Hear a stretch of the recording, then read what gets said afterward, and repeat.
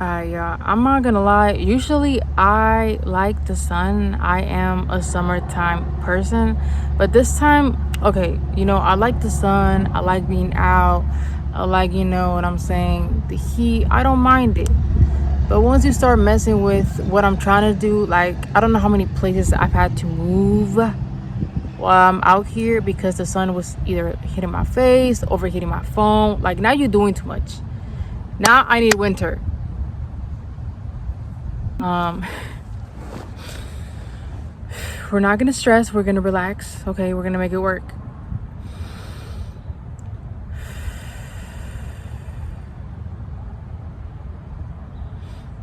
Okay. Anytime you come to my channel, you watch a video of mine, I am gonna help you regulate your nervous system. I'm going to remind you. Okay. I think it's so important. And this is gonna be a little advice. I know some people take magnesium when you're trying to relax or before going to sleep, and I try that too, but sometimes my thoughts just be ruminating and I'm overthinking and I just can't. So yesterday, I usually go out in the mornings to the park, work out and meditate, and this time I was like, let me try going out at night. It was around like 11 p.m. and let me try to meditate before going to sleep outside. And honestly, that helped me a lot. I slept like a baby. So if anyone is having a hard time meditating, the objective of meditating is not for you to stop thinking. Like, you're alive, you're supposed to think, you're supposed to have thoughts, right? But the thing is, for me, I see it as, when I'm struggling to stay in the present moment, I see it as sometimes I'm struggling to disconnect and detach from those thoughts. Like, it feels like there's like a knot with each thought that is ruminating in my head. Like, I'm thinking about the past, I'm thinking about the situation, I'm thinking about something about the future, I'm trying to go forward, backward, like all this. And the point is to let those, it's like a stronghold with each thought, so let them go loosely, right? So disconnect from them slowly. If you try to get into meditation and you're a beginner, don't think that you're just gonna sit down and then start breathing and then boom, I'm gonna get into meditation, I'm gonna be in the present moment automatically. No, it's gonna take like a few minutes for you. Just let those thoughts flow for a moment freely, right? It's gonna take a moment. Have patience. That's what meditating teaches you as well, having patience. And then get into meditating, right? And anytime I do get into meditation and I feel like I want to go back to those thoughts, I just tell myself, okay, return back to yourself, come back to yourself, it's okay, come back to yourself. And honestly, that works for me, that helps me. Usually when I talk myself through things, like, it just helps me like relax, but yeah, not being in the present moment is a form of a disconnection from yourself and a form of disconnection from God. When you're in the present moment, you're here, I'm here.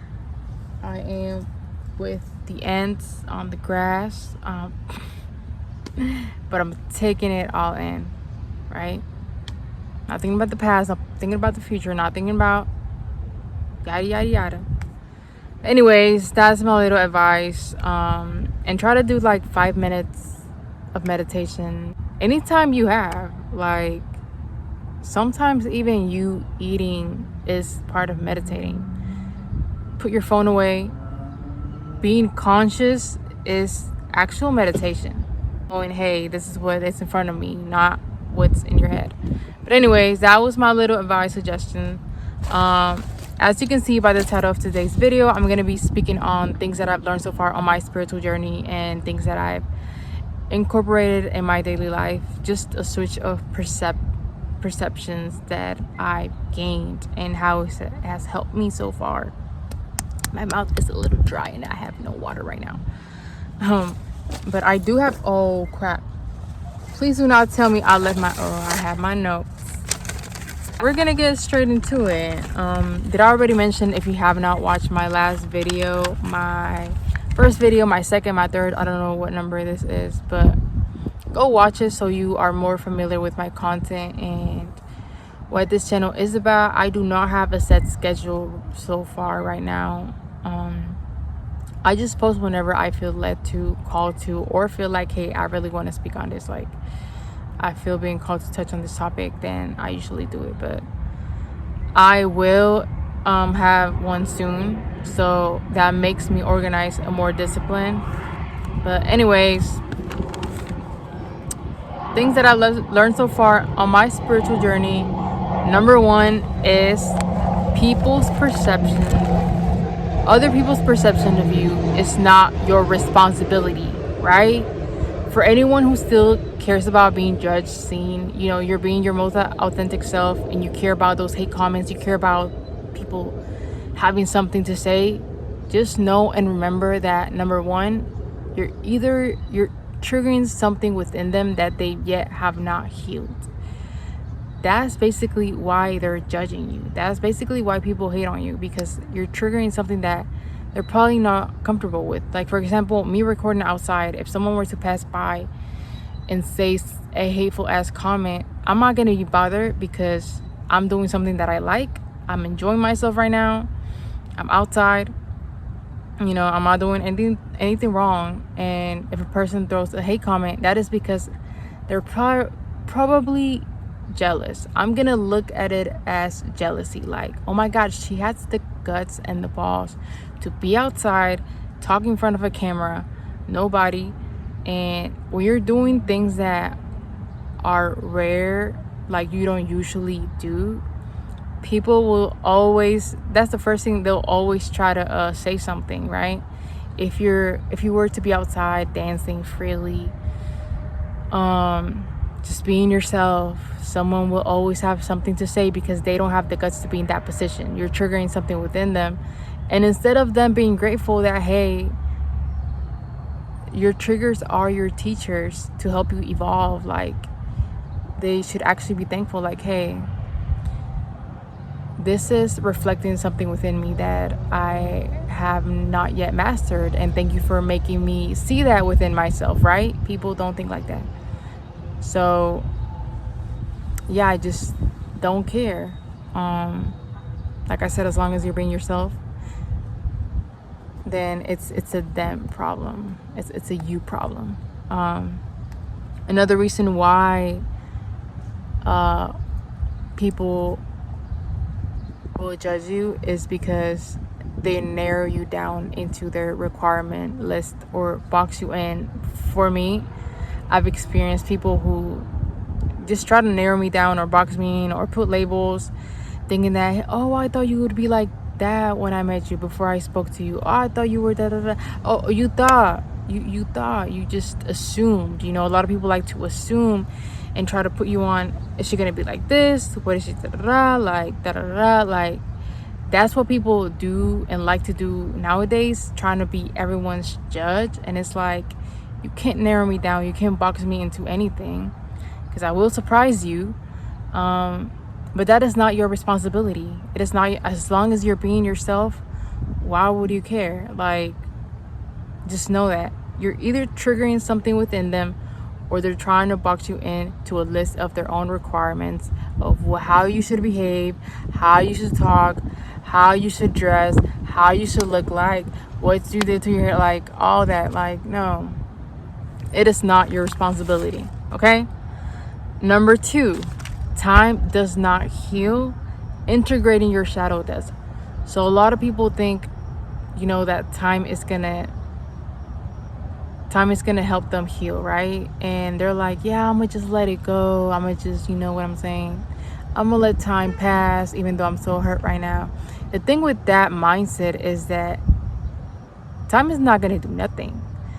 What time is gonna do is you're gonna push it to the side. You're gonna put a band-aid over it, over that trauma, that wound, whatever situation. And later on, life is gonna show you the situation again. And you're gonna get triggered again because you have not tended to your shadow. That's why they call it shadow work. It's basically you facing your fears, facing that wound, facing that trigger up front, and not running away from it, not covering it up. You're, not covering it up, and you accepting it and integrating it, right? Changing your perspective from that. What lesson did I learn from this? So, like I said, time is not going to heal you on its own. You're actually going to just build up more, like store more trauma or just fear, and you're going to have to face it someday. And if you don't face it, your kids will have to face it. So yeah, time is not going to heal you. You have to be brave enough to face that trigger, and the best thing to face how to face a trigger is to do it. Like, for example, I have a fear of doing this, doing that. You're gonna have to do it. Either you do it or you get comfortable with the trigger, and I don't know, that's gonna put more anxiety and stress on you. Number 3 is your ego can either be your enemy or your friend. Now, a lot of us have ego, right? You're not supposed to get rid of your ego. You're supposed to learn how to use your ego. I have ego, and how I use my ego, it has helped me whenever I put myself first, whenever I have to put boundaries, whenever I've had to, prioritize my well-being, whenever I had to, especially for my empaths, I've had to put a line over things, like, it has helped me. So ego can be, it's a form of like self-respect. Your ego, if you don't know how to use it, it will go against yourself. So, for example, a lot of people think that ego is only a person who's egotistical, has too much pride, is too full of themselves. They have so much ego. But a person can actually also be egotistical, and that's what this journey has taught me.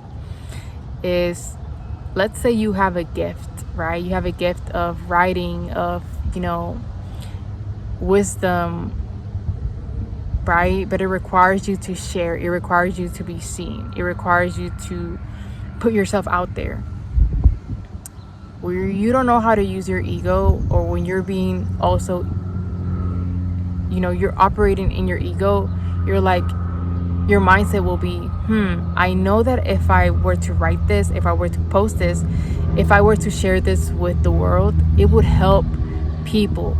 But if you're operating in your ego, you're like, but since I don't feel comfortable, I don't feel good, or I don't look good right now, I'm not gonna share nothing. I'm gonna just keep it to myself. I'm not gonna help nobody. And that is your ego going against yourself, because it's not only benefiting yourself when you put your ego down, but also other people around you. So sometimes people who have gifts are intimidated by their gifts, and they operate through their ego. Sometimes they're not even like, they don't think they're all that. They don't think they're too full of themselves. But that's not only, ego does not mean you're only prideful or too full of yourself. It can also mean that you're still operating through your shadows. You're still not comfortable with yourself, and you're choosing to be ego-led instead of spirit-led, right? Now, the next one is, authenticity is the highest form of frequency, and self-love is the best protection. Now, with authenticity, in a world where people lack identity and people are not comfortable being themselves, your uniqueness, originality, you being yourself, right, is the best thing you can do. And it's actually so magnetic. God didn't call you to be liked. He called you to be yourself and to be molded by him. When you're being your most authentic self, you're actually operating from your higher self, right? So you don't have to worry about fakeness around you, because you're being yourself. You will attract more things that are true to you and more aligned to you than being worried about anyone and anything that is not for you, or anything that is fake, right? When you're being yourself and you're being unique, anything fake anything that's not aligned, it gets repelled from that. A job that is not for you, repelled. A friend, a group of people, habits, you know, they're not going to resonate with you, so they don't have a chance to waste your time or be around you. And why is self-love the best form of protection? Because when I started to raise my self-love, I started to be more gentle towards myself, but also I started to be more conscious of myself. I started to be more conscious of the things that I was putting in my body, the habits that I'm doing, like how I'm talking to myself, how I'm speaking to myself, the people that I have around you, like everything that was not aligned with self-love and that was going against myself, people that were like overstepping me, they started to fall away, you know? Like self-love is actually so magnetic, not only for yourself, but for other people. It's not about being, this arrogant person who, oh, I love my yada yada yada. It's not about being this arrogant person of like, oh, I love myself. And no, you can tell when someone genuinely loves themselves, because it's gonna be it's gonna be poured down onto others. That's genuine, pure love that is magnetic, that is like, I'm inspired by how that person, is gentle with themselves, speaks to themselves, has this habits that reflect that they want to take care of themselves and they love themselves, and they have this genuine group of friends around them that, support them and they love one another and things like that. It's like, that is such a huge protection. And self-love does repel. It's another form that repels anything that is not aligned with you and anything that is fake. I remember my mom would tell me in the past, like, if you don't love yourself, you cannot love anybody else. And I would be like, no, I might struggle with my self-love, but I love people. But later on, I learned that I was teaching people to love me the wrong way because I was not loving myself properly. And that's what let them overstep and treat me wrong, because I was loving them more than I love myself. So I reflected me being in a state of, oh, she doesn't love herself. But it's like, if you're with a person and you love them more than you love yourself, you're bound to